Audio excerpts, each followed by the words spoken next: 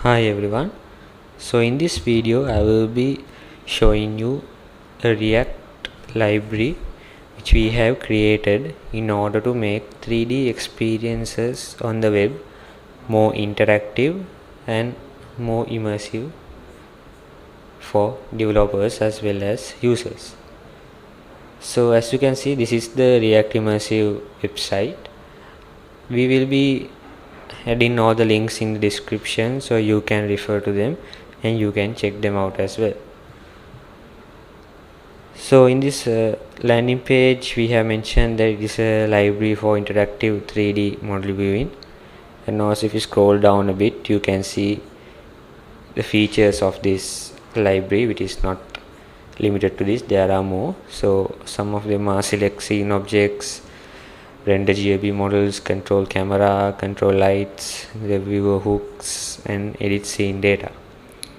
If you scroll a bit more, you can see there are three components: one simple model viewer, next model viewer, and then binding builder. So let's go through one by one on what they are and what they do and when you should use these components. So in simple model viewer, if I click view demo, it will take me to the demo where simple model view is in a website itself. So as the name suggests, this is a really simple model viewer where you can upload models and view.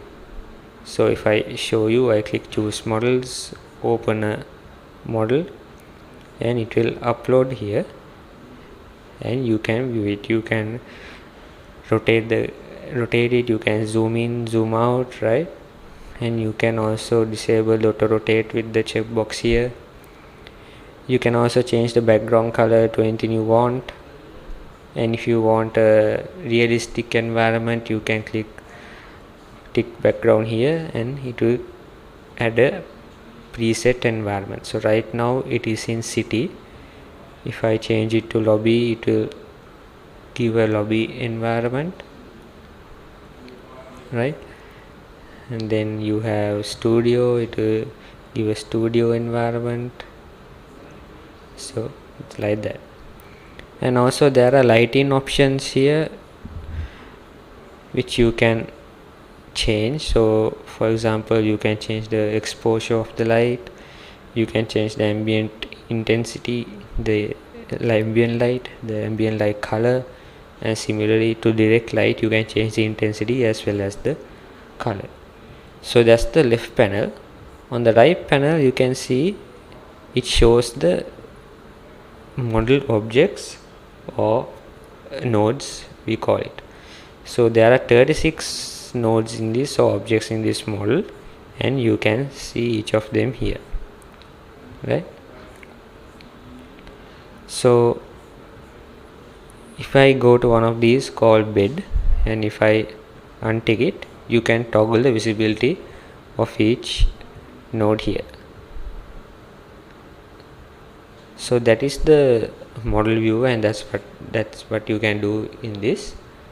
So like I said, it's a very simple model viewer to upload your 3D assets and view them.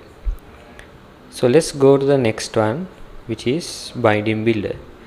So if we go to the binding builder and then come to the model viewer, I figure you will understand it more on how to use the model viewer. So if we go to the binding builder link, here it will open the binding builder. And also keep in mind, this is not just a binding builder, right? This is a full on 3D editor where you can edit your 3D object. So let's look around. If I click upload and upload this LiveRoom, which is the same earlier model, and then on the right side panel you have, similar to the simple model viewer, the objects, and when you hover it shows which object it is, right?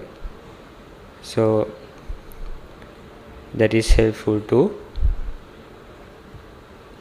And then on top also you can tick or untick zoom on selected or highlight on hover. You can remove and add a new model. and then on the left panel we have all the configurations we can do to the model. So there are two tabs, one is object and the other is scene.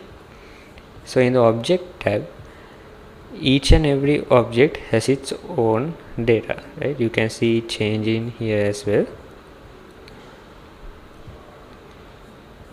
So I'll click on wall, and then you see it's the wall object, and it shows the ID, model ID and the record ID, and then basic data like label, type, status. You can give a group to this, or you can add tags, and also you can configure whether it should be selectable, hoverable or visible, right? If I untick hoverable, when you hover over it, it doesn't give a highlight, right?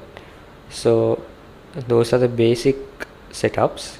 Then you can come to material, and as you know, material is where you apply colors or maps images onto the model. So if you look through here, there are many panels here, right? So you can go through one of them and do changes, see what happens. And if you are into 3D, or if you are like a 3D artist, you know what each of these mean. But don't worry, you can even hover over any of these information marks, and it will show in a tooltip of what it does. So right now I'll just apply a preset material. So there is wood, polished chrome, gold, copper, concrete, right? I'll apply gold for now. Then the next panel we have actions.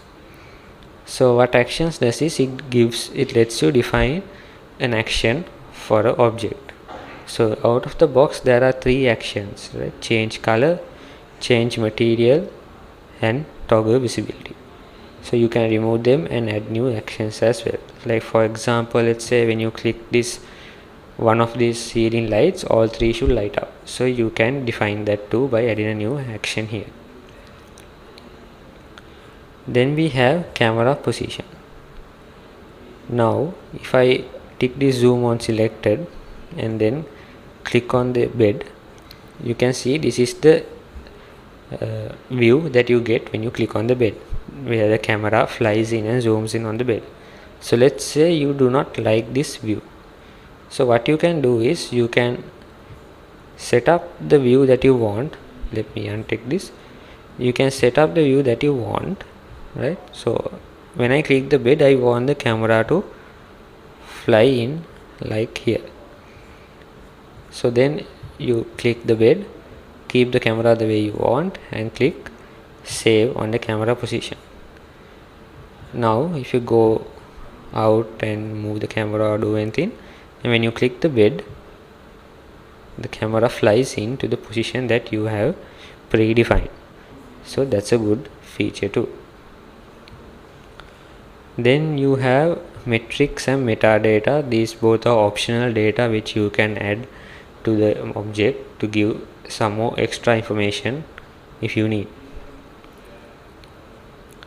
So those are the changes which you can do to a single object. So object is each and every node here you can see, right? So that's the object panel. And then you have the scene panel. In this, it lets you modify the scene of the model, which is like the environment or the whole model as a whole. So here you can straighten it, right? You can change the XYZ even by values. You can change the renderer, you can add a wireframe, you can add a background like earlier, right? You can even add your custom image, or you can add a preset environment like I showed in a SimpleModelViewer. You can add a preset. So this is a forest, you can change it how you want, and also change the intensity of the environment. So that is our general tab of the scene tab. So there are 6 tabs overall. We'll be going through one by one. Next we have lighting. As you know, lighting is like a very important concept in 3D because it gives a more realistic effect to our models and also gives shadows, right? So when you click on lighting tab, you can see the lights which are appearing on the model. By default there are 3, one hemispherical and 2 direction, and when you click on the relevant light, it's marked here, and then you can move it using the panel here or text boxes here, or using the cursor you can move it here. You can move it freely too. Also you can see, if you move this freely, you can see the shadows in the model change real time as well. There are many more options here. You can allow to cast shadows, or you can attach the light to the camera, right? You can change shadow bias, you can enable or disable shadows as a whole, you can add ground shadows, or you can allow shadows from our environment too. So you can change the brightness, right? Now you see there are like 2 sets of shadows, one is from our direct light and one is from our environment. So that's the lighting tab. Next we have animation. Since this doesn't have any animation, so that it won't show up here. Later I will show an example of animations. Then we have post processing. Post processing is also an important concept in 3D, where you can, as the name suggests, post process the model and make it more appealing, more nicer, give it small edits, right? So those can be done. So if I show you a couple, you can add a dot screen, you can add grids, you can add outline, you also have vignette which gives a dark circle around the scene, right? You can even give sepia, it gives like a old school vibe to the environment. So those can be done. Like I said before, if you are into 3D a lot, or you're a 3D artist, you know what each and every one of this does. So you can go around and play with it. And also if you are learning, even you can hover over the tooltip and see what it does. Next we have annotations. So in annotations, what you can do is, you can double click on a area on the model and you can add an annotation. So this is a door. Then you can go to the rug, double click on it, and it's a rug. You can double click on television, you can give anything you want, you can write anything you want and save it.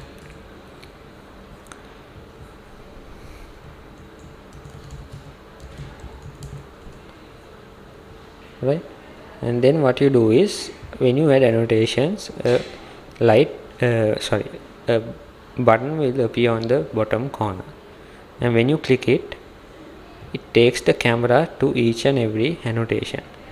So it's kind of a storyline where you can create by taking the camera to the places you have defined. So that's a cool feature as well. Next we have the waypoint view or the cinematic camera. So I'll show you what it does, then you will fully understand what it is. So let's say I keep the model here and add a waypoint. Come up, add another waypoint, go down, add another waypoint, rotate the model, add another waypoint, go far away, right, add another waypoint, then come back in and add another waypoint.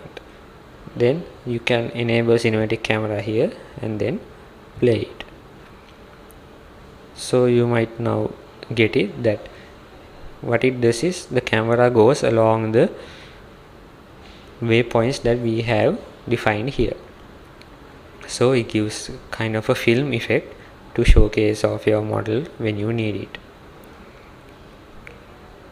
You can even increase the duration, which is like a slow cinematic camera, or you can reduce the duration so it goes fast.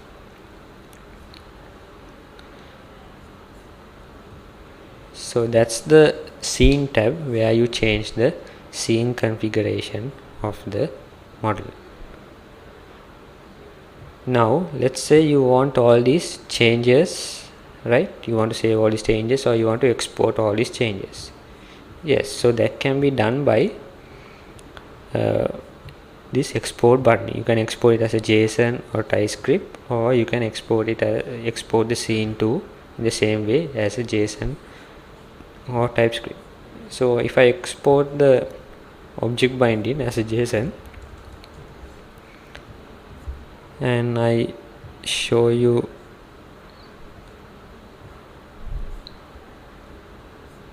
right, if I go to the wall, you can see the wall, the style is different. It has a material, it has a base color, it has a roughness. So this is the gold preset that I applied. If you go to the others, you can see like this light, it doesn't have a style because I didn't apply a style to it. But in the wall you have a style. So what is this? This is just a simple JSON with all the changes you have made, and since there are 36 scene nodes in this model, right, there will be 36 records for each and every model, and there are changes in it. The same way you can export the scene too. So you come to the scene tab and you click export as a JSON or TypeScript, and then if you view this,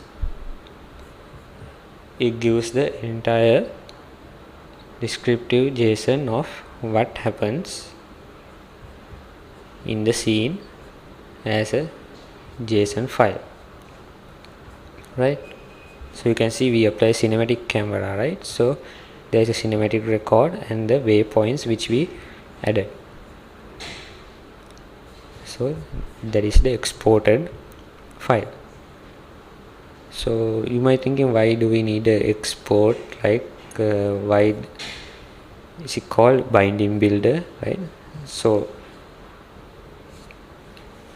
as I said, these two values, the object bindings and scene config, they are needed in order to complete the model viewer. So if you can remember, there is another component called model viewer, and binding builder, what we did was we did everything with a built-in UI, right? So it shows all panels.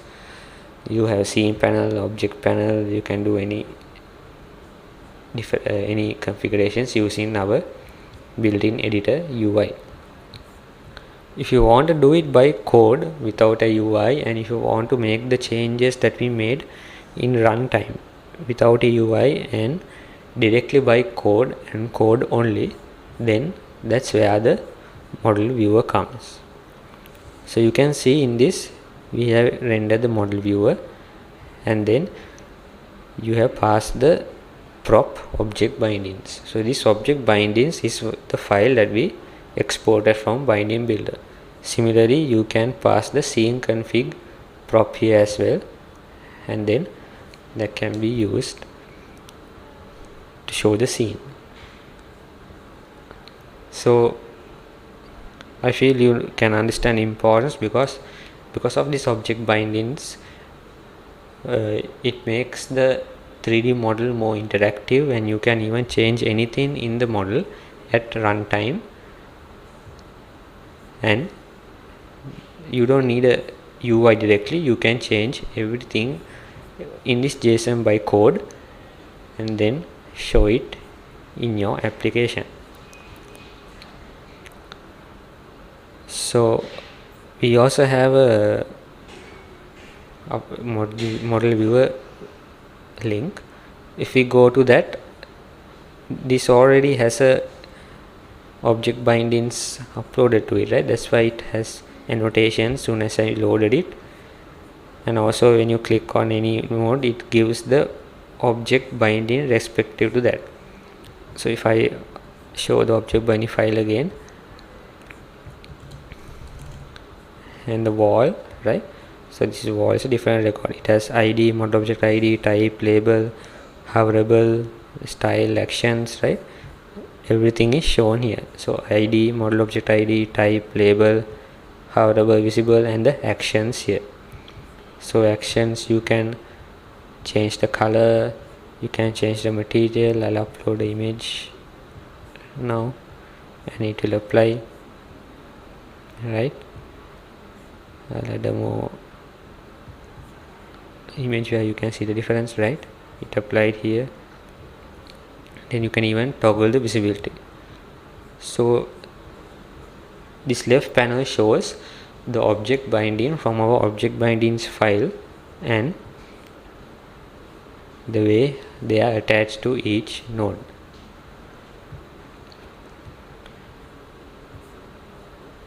In the ModelViewer 2 we also have the right panel which shows the objects, and there are some other features like it shows the bounding box, right, with the dimensions. You can also click on points to measure between each distance. So this is good if you want to build anything to scale. Also you have a UV map checker, and you can even enter VR and check this model in your VR space or AR space. So there are more features which you can add using ModelViewer. So it's better to show you visually what can be done. So let's go to that.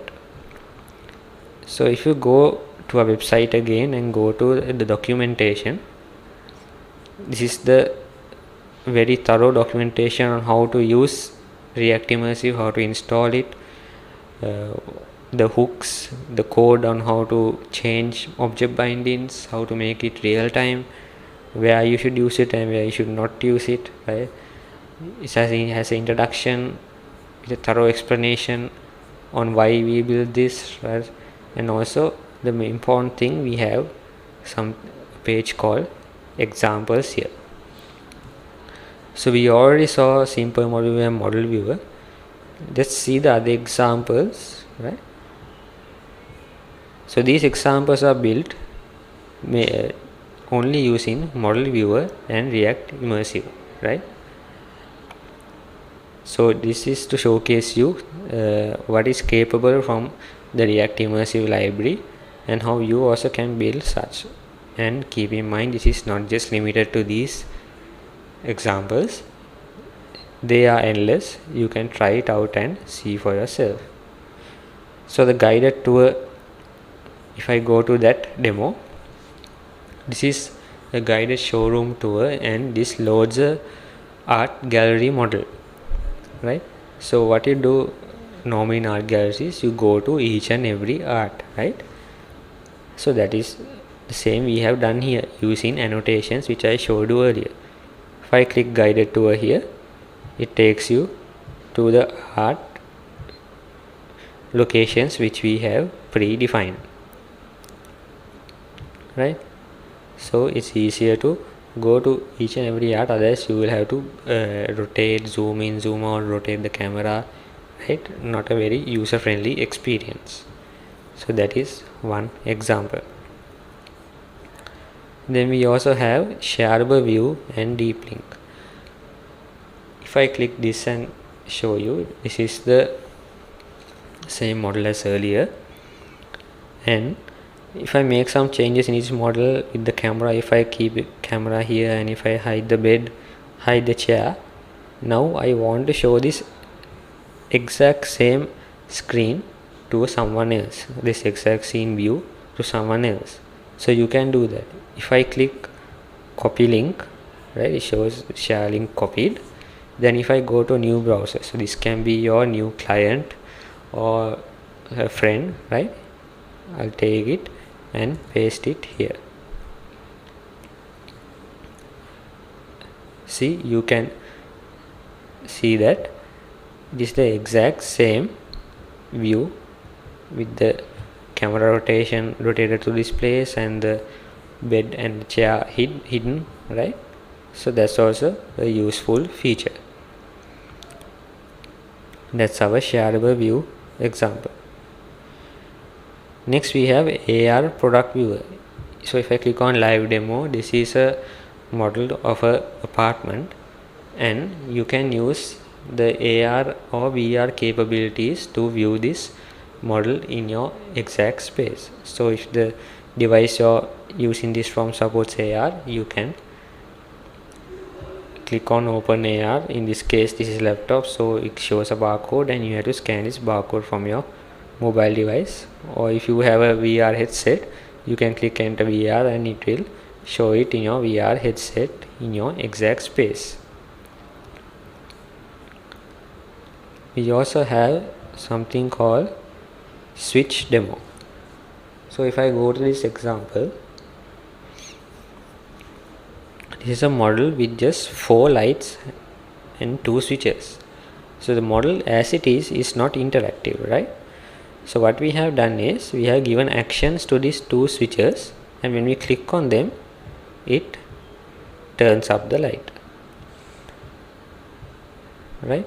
So this is not possible without adding actions using our React Immersive library. So what he have done is given a kind of an interactivity to the model. You can also turn them on off using the panel, or just clicking on the on the switches, right? So that's the switch demo. Next we have the light flicker. In this, it's just a 3D model of a bunch of lights, and we have created some effects to the light. So this is a failing circuit effect, like the light is failing. You have lit up, you have possessed, like how we see in horror films, right? How the light becomes possessed. You have blackout, and you have surge as well. So what I want you to understand is this is not a keyframe animation, right? We have used the React Immersive library, and we have done this through code only. So this is not a play and pause like animation.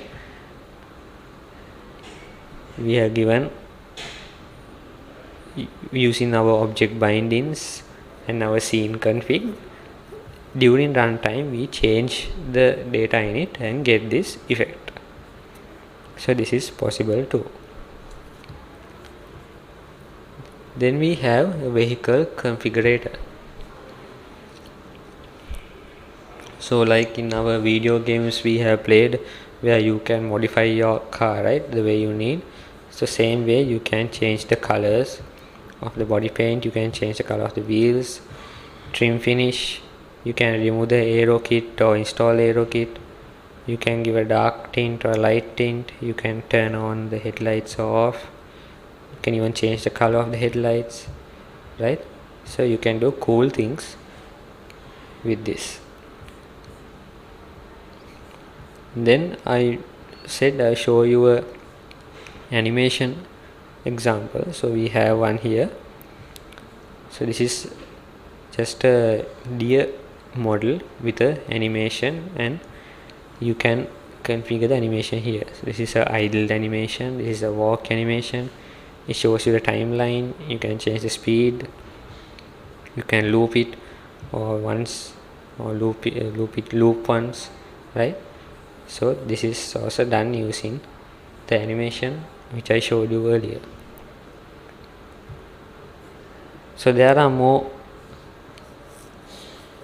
examples here, right? Like the texture upload shows you that you can upload textures to your materials. Then you have a mouse controller where for handheld devices this will be advantages, where you can show a mouse controller where you can drag and go through the camera, right? And also each of these examples there is a live demo, and you have the starter app for it, and also the code is on code sandbox, so you can go and view it and view it for free and get an idea on how to build such things. So as I said before, it's not limited to these. There are many more examples which we will be adding more in the future as it goes on, and you can even try it out and add some examples of your own. So here, if I go to the introduction page, here we have explained why object bindings exist. So you might think it's kind of a hassle to create object bindings and seeing config, but we have explained thoroughly why it's needed and what it does and how it makes a 3D model really interactive. So why it is worth the setup, why scene config exists, right?